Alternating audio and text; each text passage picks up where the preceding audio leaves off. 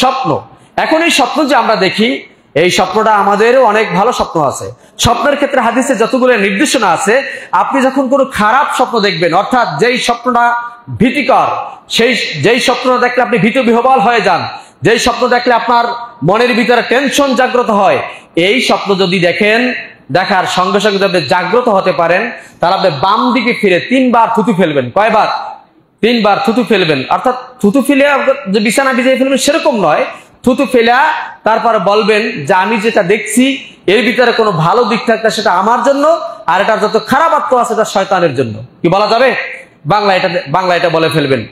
আর যদি কোনো ভালো স্বপ্ন দেখেন, তখন কায়েদ পরিবর্তন করে আপনি ডান কাতে শুয়ে যাবেন, এবং এই ভালো স্বপ্নটা আপনি খারাপ স্বপ্ন মানুষের কাছে প্রকাশ করতে হয় না। কারণ রাসূলুল্লাহ বলছেন, স্বপ্ন যখন কোনো বান্দা দেখে, বান্দার স্বপ্নটা কেমন যেন পাখির ডানার সাথে ঝুলন্ত উড়ান্ত অবস্থায় থাকে। আর একটা হাদিস আছে, পাখির পায়ের সাথে উড়ান্ত অবস্থায় থাকে। এই স্বপ্নটা আপনি যার কাছে বলবেন, সে যেভাবে আপনার স্বপ্নের ব্যাখ্যা করবে, ওই স্বপ্নটা সেইভাবে রূপ নিবে। এজন্য সকলের কাছে স্বপ্নের কথা বলতে হয় না। যেমন একজন ব্যক্তি স্বপ্নে দেখছে যে তিনি রাতের বেলা তিনি দেখতেছেন স্বপ্নের বিরুদ্ধে সে দাঁড়াইয়া কোরআন শরীফের উপরে প্রস্রাব করতেছে। এখন এই স্বপ্নটা আপনাদের কাছে কেমন মনে হয়? কি খুব একটা ভালো মনে হয় নাকি? খুব একটা ভালো কিন্তু মনে হয় না। যে একটা কত বড় বদবক্ত হইলে, কত বড় খবিস হইলে পরে এরকম স্বপ্ন দেখতে পারে যে একজন মুসলমান ইমানদার, সে নামাজ রোজা করে, আল্লাহকে বিশ্বাস রাখে, রসুলকে ভক্তি করে, সেই ব্যক্তি এই স্বপ্ন দেখবে, এটা তো সে কল্পনাও কখনো করেন নাই যে সে দাঁড়াইয়া কোরআন শরীফের উপর প্রস্রাব করতে পারে। এটা তো হতে পারে না। এই স্বপ্নের তাবির জানার জন্য আমাদের সারসিনার মরহুম শাহ আবু জাফর মোহাম্মদ সালেহ রহমতুল্লাহর কাছে গেছেন। উনি আবার তার মুরিদ। তার কাছে যাবার পরে বলছে, হুজুর আপনার সাথে একান্ত একটু কথা ছিল। বলছে বলো। বলছে না, লোকজন সামনে থাকলে আমি বলতে পারবো না। তো ঠিক আছে।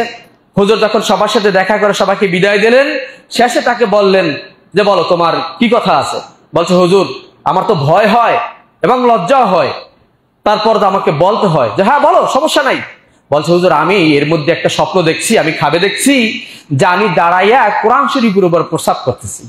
হুজুরে দেখার পরে আমার খুব ভয় লাগতেছে, না জানি আমি ইমান হারা অবস্থায় মৃত্যু হয়ে যায় কিনা, না জানি আমার সামনে কোনো গজব আছে কিনা, না আমার সামনে কোনো বিপদ আছে কিনা। হুজুর মুস্কি হাসি দিয়ে বললেন, না তুমি তো খারাপ কিছু দেখো নাই। বলেন না সুবহানাল্লাহ। স্বপ্নের ব্যাখ্যা কিভাবে করতে হয়? বলছে তুমি তো খারাপ কিছু দেখো নাই।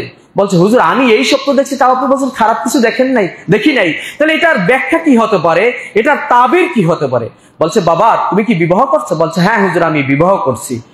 কোনো সন্তান আছে তোমার? বলছে, না এখন পর্যন্ত আমার কোনো সন্তান হয় নাই। তা ঠিক আছে, আমি তোমাকে দোয়া করে দিলাম। তোমার স্বপ্নের ব্যাখ্যা হলো আল্লাহ তাআলা তোমার নসল থেকে এমন একজন ঔরজাত পুত্র সন্তান দান করবেন, যেই সন্তান হাফেজে কোরআন হবে। জোরে বলেন সুবহানাল্লাহ। এখন দেখেন স্বপ্নের সাথে তার ব্যাখ্যার সাথে মিল আছে কি আছে না? স্বপ্নের সাথে ব্যাখ্যার সাথে মিল আছে কিনা? যে তোমার নসল থেকে এমন এক সন্তান আসবে, সেই সন্তান হাফেজে কোরআন হবে, কোরআনের প্রচারক হবে, কোরআনের দায়ী হবে, কোরআন প্রচার করবে মানুষের মাঝে। আর স্বপ্ন যদি আপনি খারাপ কোনো লোকের কাছে বলেন যে স্বপ্নের ব্যাখ্যা জানে না, তাহলে ওই লোকটা যেরকম ব্যাখ্যা দিবে আপনার স্বপ্ন সেরকম রূপ নিতে পারে। যেমন সূরা ইউসুফ সম্পর্কে আমি যদি সময় হয়, আজকে যেহেতু নবী ইউসুফ আলাইহিস সালামের কথা বলছিলাম, সূরা ইউসুফের অসংখ্য ঘটনা সূরা ইউসুফের মধ্যে আছে। আহসানাল কসাস বলা হয়েছে, উত্তম কাহিনীর একটি ঘটনা হচ্ছে সূরা ইউসুফ। এর মধ্যে ইউসুফ আলাইহিস সালামের কাছে দুইজন লোক স্বপ্নের কথা নিয়ে গেছেন। অর্থাৎ একজনের ঠিক স্বপ্ন দেখছে, আর একজনের স্বপ্ন দেখে নাই। বলছে ইউসুফ নবী এত একেবারে স্বপ্নের ব্যাখ্যা করতে পারে, তাহলে আমিও বলবো যে আমি এরকম একটা স্বপ্ন দেখছি। আমি স্বপ্নের কথা আজকে যেহেতু সময় শেষ বললাম না। একজন ঠিকই স্বপ্ন দেখে যখন তার কাছে ব্যাখ্যা চাইছে, ইউসুফ আলাইহিস সালাম বলছেন যে অচিরেই তুমি জেলখানা থেকে মুক্ত হয়ে যাবে। ঠিকই কয়েকদিন পরে বাদশা তাকে জেলখানা থেকে মুক্ত করে দিয়েছে। আর একজন স্বপ্ন না দেখে বলছে যে তোমার হুজুর আমি তো এরকম স্বপ্ন দেখছি। ইউসুফ আলাইহিস সালাম বলছে তোমার উপরে মহা বিপদ আছে। ঠিক কয়েকদিন পর তার উপরে অনেক বিপদ আসছে। তাহলে স্বপ্ন এটার অনেক প্রকার হয়ে থাকে। রুইয়ান সালেহান, রুইয়ান সাদেকান, সত্য স্বপ্ন নবুয়তের 46 ভাগের 1 ভাগ। একজন মানুষ যদি সত্য স্বপ্ন দেখে, ভালো স্বপ্ন দেখে, এটা তার জন্য একটা পথ নির্দেশনার জন্য অনেকগুলি কথা।